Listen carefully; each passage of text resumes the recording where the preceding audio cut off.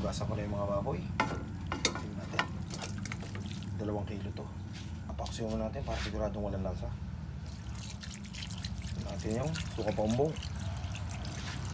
Paminta. Yung asin. Tingnan natin ang laurel. Oregano.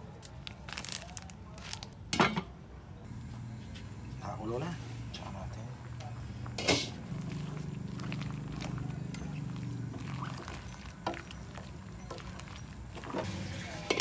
Palambutin. Soda. Butter. Boy. Lagyan na po natin yung bawang. Lang natin konti.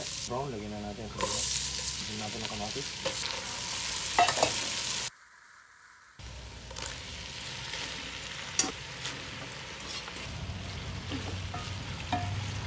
Ito na lahat. Sili.